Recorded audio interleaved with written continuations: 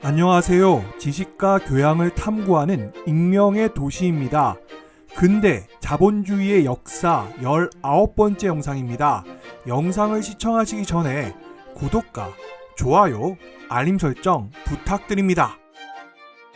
지난 영상에서 16세기의 경제적 성장으로 인해 당시 새롭게 형성되고 있었던 유럽의 세계경제와 이 세계경제를 자신의 제국으로 포함시키려고 했던 당대의 두 거인인 카를 5세의 합스부르크 왕조와 프랑스의 시도가 모두 실패했고 함께 몰락했다는 이야기를 했습니다. 그것을 상징하는 사건이 1559년에 카토 캉브레지 조약이었고 차후 100년 동안 유럽의 정치적 판도를 바꿔놓았다는 이야기를 했습니다. 16세기의 두 거인이었던 프랑스와 합스부르크 왕가가 몰락했지만 실제적으로 무너진 것은 그 세계체제였습니다. 이전 100년 동안 유럽은 새로운 번영을 누렸습니다. 사람들은 이전의 방식으로 그 번영에서 이익을 끌어내려고 노력했습니다. 그러나 느리긴 했지만 지속적으로 진행되었던 기술적 발전과 이미 자본주의적 요소들이 부상했기 때문에 이러한 경제적 환경 변화에 부합할 수 있는 어떠한 정치적 제국들을 다시 형성하는 것은 불가능했습니다. 이 시기는 기존의 그러한 시도, 다시 말해 정치적 제국들을 형성하려는 시도가 실패하고 유럽의 하나의 세력 균형이 확립된 기간이었습니다. 이 시기는 민족 국가가 경제적인 몫을 챙기고 계속적으로 번창해 나가는 세계 경제를 통해서 부유해지는 시간이었습니다. 다시 말하지만 위기는 전환점의 시기이기도 합니다. 이 영상에서 이야기하고 있는 16세기의 조직상의 특징은 16세기 내내 지속되며 사라지지 않았습니다. 왜냐하면 변화를 주도하는 구조적인 요인들이 빙하처럼 천천히 움직이므로 조직상의 중심점이 이동하는 것은 언제나 점진적이기 때문입니다. 그러나 변화는 분명히 발생했습니다. 16세기 유럽의 일정한 경제적 추진력 하에서 자체의 구조적인 한계들인 상대적으로 낮은 생산성, 분산된 중간 규모의 기업들에 기초한 팽창 경제를 상대하는 관료 조직의 빈약성으로 인해 제국의 국가기구들의 재정적 요구가 증가하고 그 결과 공공부채가 크게 늘어나 지난 영상에서 언급했던 것처럼 16세기 중엽에 제국이 파산에 이르는 상황으로 귀결되었습니다. 카를 5세는 나폴리, 시칠리아, 밀라노, 안트워프, 카스티아 등 재정 원천이 될 만한 국가와 그런 국가 상인들의 돈을 모두 탕진했습니다. 1559년의 유럽의 재정 위기는 아마도 상업 자본주의의 발전을 방해했을 것이며 경제적 지리의 변형을 자극했습니다. 1557년에 시작된 스페인과 프랑스 간의 전쟁은 양 국가의 신용도를 하락시켰으며 채무 불이행으로 이끌어 두 국가가 1559년에 카토 캉브레지 조약을 체결하게 하였습니다. 이러한 사건들은 합스부르크 제국에 큰 영향을 끼쳤습니다. 우선 그것은 곧바로 스페인의 쇠퇴를 야기했습니다. 그리고 이로 인해 야기된 안트워프와 잉글랜드 사이의 단절은 잉글랜드가 암스테르담과의 새롭고 성공적인 경제 동맹을 발전시키는 계기를 만들었습니다. 이에 대해 자세히 설명하자면 1557년에 발발한 프랑스와 스페인 사이의 전쟁이 공공재정 부문에서 안트워프가 차지하는 위치에 기반해 파멸적인 영향을 미쳤기 때문인데, 이러한 쇠퇴는 이후에도 계속되어 잉글랜드의 왕실은 1560년대에 안트워프의 영향력으로부터 완전히 벗어나게 되었습니다. 결국 안트워프는 자신의 팽창의 마지막 기반을 완전히 상실했습니다. 다시 말해서 안트워프는 스페인과의 주축관계에 기초했던 번영이 끝났습니다. 이로 인해 플랑드르 지역에서 발생했던 경제적 위기는 이 지역의 칼뱅주의적 성향을 강화시켰는데 특히 숭령공들 사이에서 그러했습니다. 이러한 위기로 인해 발생한 사회 정치적 소요를 스페인은 해소하고자 했는데 이는 칼뱅파 상인들과 수공업 기술자들이 개신교 국가들로 탈출하는 결과들을 낳았으며 이로 인해 1585년에 여러 해 동안 정체 상태에 머물러 있던 플랑드르의 공업과 상업이 붕괴하게 되었습니다. 이러한 사건들로 야기된 사회적, 정치적 불안을 결집시킨 네덜란드 반란을 통해 저지방 북부 지역은 16세기 말로 시작된 세계 상업의 중심지 역할을 떠맡게 될 자생력 있는 정치적 근거지로 올라서게 되었습니다. 이러한 경제적 위기는 남부 독일에도 영향을 미쳤는데 스페인 왕실의 지불불능 상태와 이어지는 파산은 푸거가의 개인 재산뿐만 아니라 남부 독일의 대상인 은행가들 대부분의 개인 재산까지도 완전히 날려버렸습니다. 경제적 상황의 악화는 남부 독일과 북부 이탈리아의 오래된 상업 동맹들이 경쟁적인 사업 관계 속에서 서로 남의 영토를 침범하게 만들었고, 이는 서로가 서로를 파괴하게 만들었습니다. 이러한 사건들로 인한 정치적 결과들은 엄청난 것이었습니다. 우선 독일에서는 매우 민족주의적인 성격을 보였던 개신교의 혁명적인 소요가 발생했습니다. 그러나 지난 영상에 언급했던 것처럼 카를 5세는 제국 전체의 일에 몰두함으로써 그의 정치적 자산을 독일의 통일에 투자할 수 없었습니다. 한 지역의 종교가 그 지역 통치자의 종교에 따른다고 하는 1555년 아우크스부르크 조약으로 인해 독일의 제후국들은 자신들의 기반을 강화했고, 반면 독일 부르주아의 기반을 침식했고, 최종적으로 수세기 동안 통일에 대한 희망을 지연시켰습니다.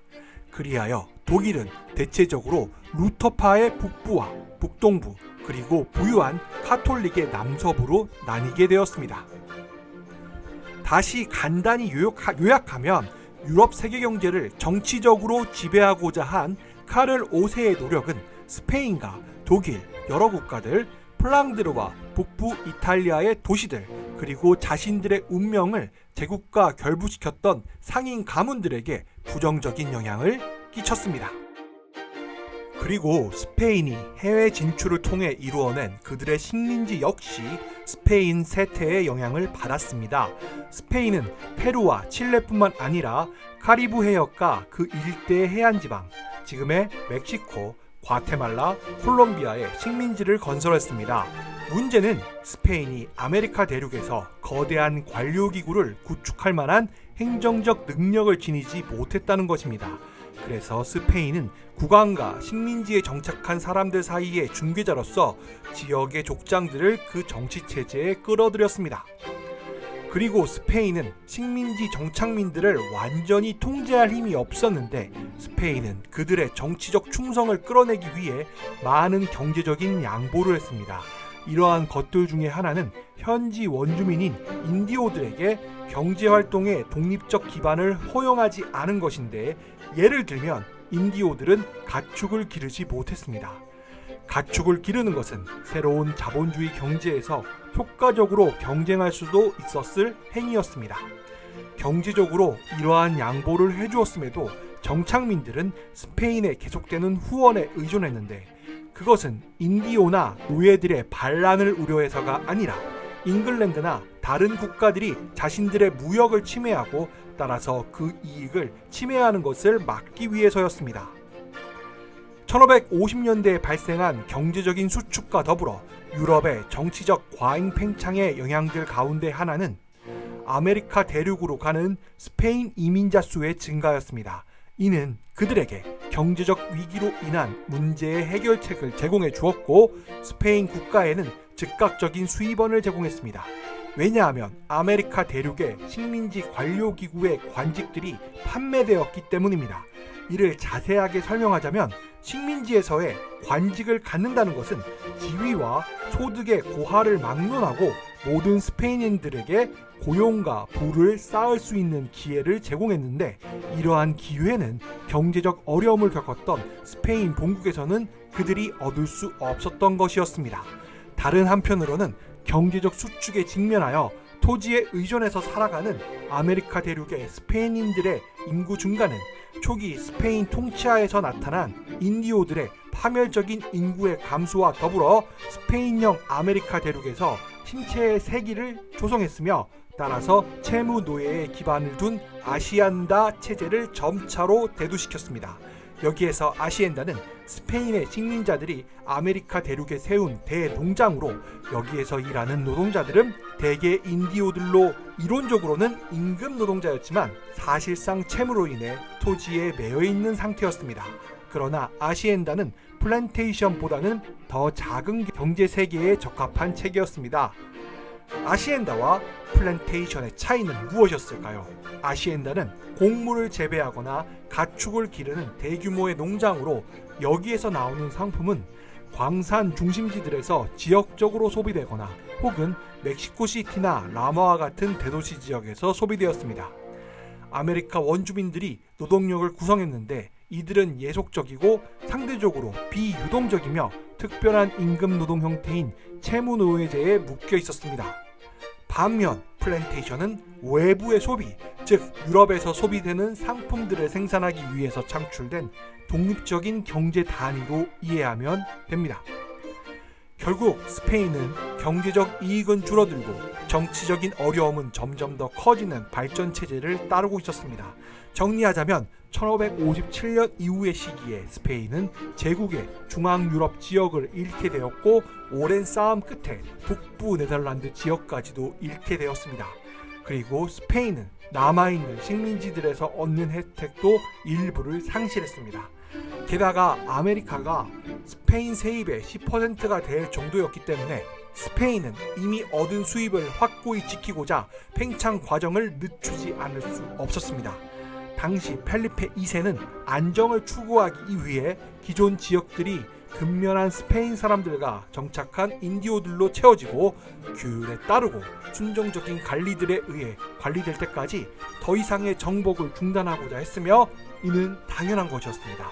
펠리페 2세가 진 막대한 채무와 유럽에 대한 광대한 개입이라는 상황에서 서인도 제도의 수입을 더욱더 빠르게 증가시키는 것, 즉 스페인의 자본과 재능 그리고 인디오의 노동력을 은광이나 그 밖의 영리 활동들에 집중시키는 것이 왕실의 주요 정책이 될 수밖에 없었습니다. 이번 영상에서 지속적으로 스페인의 쇠퇴 과정을 설명하고 있는데 스페인이 16세기에 유럽 세계 경제에서 지리적, 경제적 중앙에 위치하면서도 그 지배계급들은 유럽 세계 경제의 형성으로 이익을 얻을 수 있는 그러한 종류의 국가기구를 세우지 않았던 것이 스페인의 쇠퇴의 원인일 것입니다. 이는 다르게 설명하자면 이후에 등장할 중심부 국가들은 지리적 측면이나 혹은 교역 활동의 측면에서 반드시 가장 중심적일 필요가 없다는 것을 의미합니다. 그리고 스페인은 이미 16세기에 접어들었을 때 자신들의 경제구조의 밑바닥에 깔려 있는 결점들이 문제를 야기했습니다. 첫째, 이미 이전 영상에서 언급했던 것처럼 이동 목양업자들의 비교적 조직된 힘, 다시 말해 양모 생산자 조합, 즉 메스타의 강력한 힘은 요먼층의 성장에 커다란 방해물이었습니다. 왜냐하면 그들은 경작지의 인클로즈에 맞서서 자신들의 특권을 유지할 수 있었기 때문입니다. 둘째, 스페인에는 어떤 주목할 만한 산업 부분이 없었으며 또 기존의 산업인 카스티아의 직물 및 견직 공업은 1590년대의 위기를 맞아 몰락했습니다. 또한 카스티아는 새로운 자본주의에 대한 이해가 부족했습니다. 당시 이 지역의 부르주아들은 그들의 잉여 자본은 상업이 아닌 경작지, 다시 말해 토지에 투자하기 시작했습니다. 그렇다면 이러한 질문을 던질 수 있습니다. 어떻게 유럽에서 가장 중요한 제국의 복판에서 이 시기에 제국의 부르주아들은 그들의 산업기지를 건설하는 대신 해외 투자로부터 방향을 바꾸어 곡물 재배하는 쪽으로 나아갔을까요? 이 질문 외에 또 다른 수수께끼가 있습니다. 카스티아는 유럽 다른 지역들과 투쟁하고 있는 중요한 시기에 아메리카로부터의 기금속 유입에 의존하고 있었습니다. 왜 그랬을까요? 이 질문에 대한 답을 해보자면 첫째, 스페인의 경우 외국인들, 즉 제노바인들, 네덜란드인들, 포르투갈인들, 유대인들, 프랑스인들이 재정적으로 줄곧 핵심적인 역할을 떠맡고 있었다는 점. 둘째, 카스티아의 부르주아가 물가 상승 및 귀족들의 사치스러운 지출의 영향, 황제 차입이 몰고 온 인플레이션 및 반보호주의적 효과들에 완전히 압도당하기 전에 까를 5세가 스페인 민족주의의 전망을 취하여 중상주의 정책을 채택하기를 꺼려했다는 점. 이 두 가지는 스페인이 범유럽적 합스부르크 제국의 사업에 관여하게 된 것과 관계가 있습니다. 어찌되었던 간에 이 두 가지의 결과들이 스페인의 경제적 역할을 뒤집어 놓고 말았습니다. 이러한 문제에 직면하자 스페인은 외국 상인에 대항하는 방향으로 나아간 것이 아니라 스페인 내에 비가톨릭 세력을 추방하는 방향으로 나아갔는데 결국 이는 자멸하는 길이었습니다. 유럽의 개신교 세력과 지중해 세계의 이슬람 세력에 대한 주도적인 반대자로서 스페인의 국제적 위치는 1588년에 스페인의 무적 함대가 패배하자 국제정책의 논리적, 내면적 결론에 따라 움직여 나가게 되었습니다.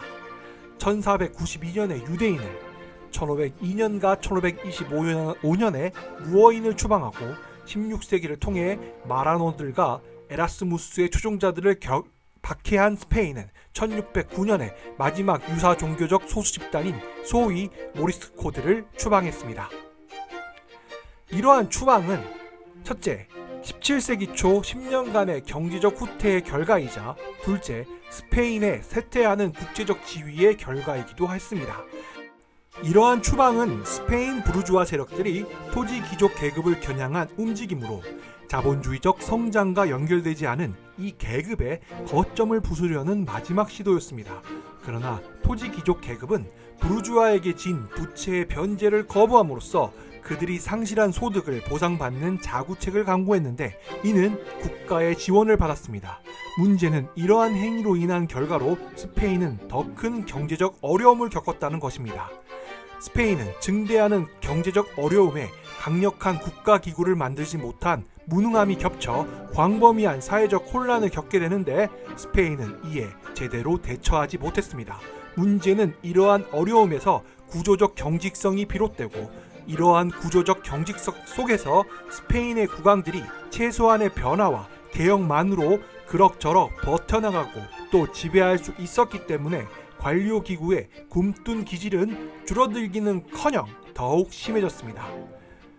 스페인이 겪었던 가장 큰 타격은 인구상의 타격이었습니다. 상당수의 인구가 아메리카 대륙으로 이주하고 전쟁 중에 전투에서 사망하고 1599년에서 1600년 사이의 기근과 역병으로 인한 인구 감소, 그리고 조금 전에 설명한 1609년의 마지막 유사 종교적 소수 집단인 소위 모리스코들을 함으로 인해 인구가 급격히 감소하였습니다. 이번 영상에서 설명했던 여러가지 것들이 원인이 되어 스페인은 유럽의 주요 세력이 되지 못했습니다. 스페인은 처음에는 반주변부로, 그 다음에는 주변부로 전락할 운명을 갖게 되었습니다. 문제는 스페인만 그러했던 것이 아니라 스페인은 북부 이탈리아, 남부 독일, 안트워프, 포르투갈 등 한때 스페인의 지위 상승과 연관되었던 유럽의 모든 지역들을 자신들이 가는 길로 끌고 내려갔습니다. 포르투갈을 제외하고 이들 지역들은 모두 도시국가들이었고 세계 경제 전체뿐만 아니라 합스부르크 제국에 봉사했던 지역들이었습니다. 그렇다면 이 시기에 다른 국가들에서는 구체적으로 어떤 일들이 일어났을까요? 다음 영상에서 계속 이어서 이야기해 보겠습니다. 이번 영상은 여기까지입니다. 지금까지 시청해 주셔서 감사합니다. 이상 익명의 도시였습니다. 여러분의 구독과 좋아요, 알림 설정은 영상 제작에 큰 힘이 됩니다.